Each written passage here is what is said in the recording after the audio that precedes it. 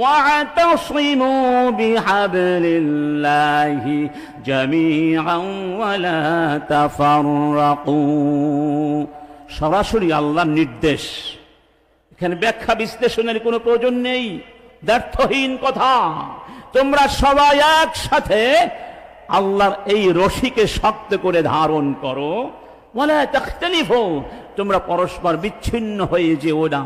ওয়াযকুরু নি'মাতাল্লাহি আলাইকুম ইয কুনতুম আদাআন ফাআল্লাফা বাইনা কুলুবিকুম ফাআসবাহতুম বিনি'মাতিহি ইখওয়ানা। তোমরা স্মরণ করো সেই সময়ের কথা যখন তোমরা একজন আরেকজনের শত্রু ছিলে, মরণ শত্রু ছিলে, কেউ কাউকে সহ্য করতে পারতে না। তোমাদের মাঝে সাধারণ কারণে অকারণে রক্তক্ষয়ী যুদ্ধ লেগে যেত। আমি তোমাদের ভেতরে ইমানের বাঁধন দিয়ে তোমাদেরকে একাকার করে দিয়েছি। তোমরা জাহান্নামের দ্বার প্রান্তে দাঁড়িয়েছিলে। ওয়া কুনতুম আলা শাফা হুফরাতিন মিনান নার, ওই অনৈক্যের চরম পরিণাম ছিল জাহান্নাম। সেই জাহান্নামের একেবারে কিনারা থেকে, প্রান্ত দেশ থেকে তোমাদেরকে আমি ফাআনকাযাকুম মিনহা, উদ্ধার করেছি। অতএব তোমরা যদি জাহান্নাম থেকে বাঁচতে চাও তাহলে ঐক্যের প্রশ্নে কোনো প্রশ্ন করবে না। ঐক্যের প্রাচীরে ফাটল সৃষ্টি করতে পারে এমন কোনো কাজ তোমরা করতে পারবে? আমরা এখানে যখন বসে আছি আমরা সবাই ভাই ভাই, ঠিক না বলুন? এই ভ্রাতৃত্ব এই মহাবিশ্বের চেয়েও দামি একটা জিনিস আমরা অনেক সময় অনুধাবন করতে পারি না। রব্বুল আলামিন বলছেন, لو أنفقت ما في الأرض جميعا ما ألفت بين قلوبهم ولكن الله ألف بينهم। হে নবী, এই মহাবিশ্বে যা কিছু রয়েছে সব কিছু যদি তুমি ব্যয় করতে, এই মানুষগুলোর মনগুলোকে একতাবদ্ধ তুমি করতে পারতে না। আমি আল্লাহ আমার কুদরত দিয়ে, রহমত দিয়ে মুমিনদের মনগুলোকে একাকার করে দিয়েছি। ঈমান ভ্রাতৃত্ব, ইসলামী ভ্রাতৃত্বের বন্ধন দিয়ে তাকে অভিন্ন একটি জাতিসত্তা রূপ আমি দিয়েছি। সুবহানাল্লাহ। তাহলে এই ভ্রাতৃত্বের দাম মহাবিশ্বের চেয়ে বেশি, ঠিক না বেঠিক? এবং এই ভ্রাতৃত্ব যেন আমরা হেফাজত করি, ক্ষতি না করি, সেই জন্য আল্লাহ পাক এভাবে বলছেন, মুনিবিনা ইলাইহি ওয়াত্তাকুহু ওয়া আকিমুস সালাহ ওয়ালা تكونوا من المشركين من الذين فرقوا دينهم وكانوا شيعا كل حزب بما لديهم فرحون। সাবধান সাবধান, তোমরা পরস্পর বিভেদ সৃষ্টি করে হানাহানি করে আলাদা হয়ে যেও না, মুশরিকদের মতো হয়ে যেও না, নিজেদের ভেতরে অনৈক্য সৃষ্টি করে মুশরিক হয়ে যেও না। আল্লাহু আকবার। তাহলে বোঝা গেল অনৈক্য ইসলাম ঈমান সবকিছুকে মূলোৎপাদিত করে আমাদেরকে মুশরিক পর্যন্ত, কাফের পর্যন্ত বানিয়ে দিতে পারে, পারে কিনা?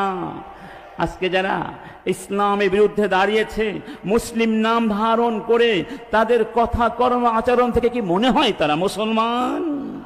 এই জন্য আল্লাহ বলছেন অনৈক্য সৃষ্টি করো না।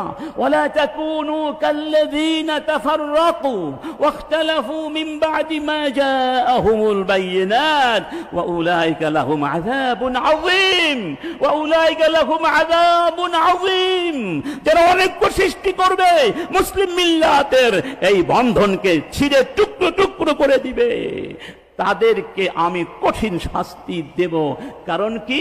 কারণ হলো ওয়াতিউল্লাহা ওয়া রাসূলাহু ওয়া লা তানাযাউ ফাতাফশালু ওয়া তাযহাবা রিহুকুম ওয়াসবিরু ইন্নাল্লাহা মা'আস সাবিরিন। আমি আল্লাহকে মানো, আমার নবীকে মানো। সাবধান, তোমরা পরস্পর ঝগড়া করো না, মারামারি করো না, হানাহানি করো না, দূরত্ব সৃষ্টি করো না। তাহলে তোমরা দুর্বল হয়ে যাবে। আমি তো জমিনে তোমাদেরকে কিছু দায়িত্ব দিয়ে পাঠিয়েছি, সেই দায়িত্বকে যথার্থভাবে পালন করতে হলে তোমাদেরকে অবশ্যই ঐক্যের আদর্শ উজ্জীবিত থাকতে হবে। সেই দায়িত্বগুলো কি? একটি হচ্ছে আল খিলাফা। খিলাফত কি? রব্বুল আলামিন বলছেন, ইয়া দাউদ ইন্না জাআলনাকা খলিফাতান ফিল আরদ ফাহকুম বাইনান নাসি বিল হক ওয়া লা تتبع الهوى فيضلك عن سبيل الله إن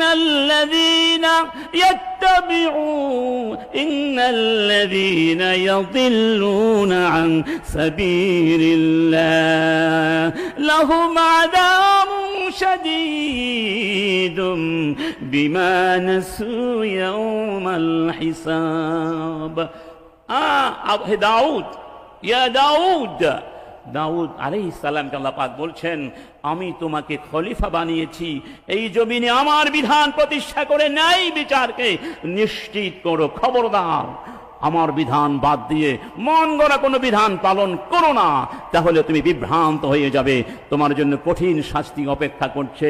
আমাদের নবীকে বলছেন, সুম্মা জাআলনাকা আলা শারিআতিন মিনাল আমরি ফাত্তাবি'হা ওয়া লা তাত্তাবি' আহওয়া'আল্লাযীনা লা ইয়া'লামুন ইন্নাহুম লা ইউগনু আনকা মিনাল্লাহি শাইআ ওয়া ইন্নাল যালিমিনা বা'দুহুম আউলিয়াউ বা'দ ওয়াল্লাহু ওয়ালিয়ুল মুত্তাকিন।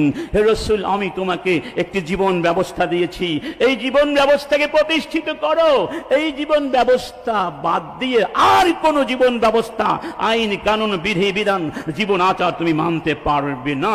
ওগুলো যারা বানিয়েছে যারা হচ্ছে মূর্খ জাহেল, এবং ওই সমস্ত বিধান যারা তৈরি করে আল্লাহর বিধানকে লঙ্ঘন করে, তাদেরকে বলা হয়েছে আল্লাহর সঙ্গে শরীক করা, অর্থাৎ তাদের বিধান যারা মেনে নাই তারা আল্লাহর সঙ্গে শরীক স্থাপন করে, আর যারা বিধান বানিয়েছে তারা নিজেদেরকে আল্লাহর জায়গায় বসাবার দুঃসাহস দেখিয়েছে। রব্বুল আলামিন বলছেন, আম লাহুম শুরাকাউ শারাউ লাহুম মিনাদ-দীন মা লাম ইয়াযান বিহিল্লাহ ওয়ালাউলা কালিমাতুল ফাসলি লাকুদিয়া বাইনাহুম ওয়া ইন্নাল যালিমিনা লাহুম আযাবুন আলীম। তোমরা যারা আমার কোরআনকে বাদ দিয়ে অনৈক্য সৃষ্টি করে আমার ইসলামের মধ্যে ধর্মের মধ্যে নিজেদের মন গড়া বিধান ঢুকিয়ে দাও, বা ইসলামকে বাদ দিয়ে অন্য কিছু তৈরি করে সে আইন দিয়ে সমাজ রাষ্ট্র পরিবার ব্যক্তি পরিচালনা করবার দুঃসাহস দেখাও, তোমাদেরকে কি আমি পারমিশন দিয়েছি আমার জমিনে থাকবে, আমার বিধান মানবে না, আমার বিধান প্রত্যাখ্যান করে তোমরা সমান্তরাল বিধান করে আমার জায়গায় বসবার দুঃসাহস দেখিয়েছ? কে তোমাদেরকে পারমিশন দিয়েছে বলো? কে দিয়েছে তোমাদেরকে পারমিশন? অতএব আল্লাহর জমিনে বাঁচতে হলে আল্লাহর দ্বীন আল্লাহর বিধান প্রতিষ্ঠা করতে হবে। এবার আপনারাই বলুন, আল্লাহর বিধানকে কি আমি একা প্রতিষ্ঠিত করতে পারবো? আমাদের মাওলানা আবু তাহের সাহেব কি একা পারবেন? এই বিধান প্রতিষ্ঠা করতে হলে গোটা উম্মাহকে ঐক্যবদ্ধভাবে সাহাবায়ে কেরামদের মতো এগিয়ে আসতে হবে। কান্নাহুম বুনিয়ানুম মারসুস। শুধু ঐক্যবদ্ধ হলেই হবে না, ইস্পাত দৃঢ় ঐক্য থাকতে হবে। পৃথিবীর কোন চ্যালেঞ্জ সে ঐক্যের গায়ে যেন আঘাত করতে না পারে, এরকম ঐক্য যদি আমরা করতে পারি তাহলেই আমাদের এই তাফসীর মাহফিল সার্থক হবে।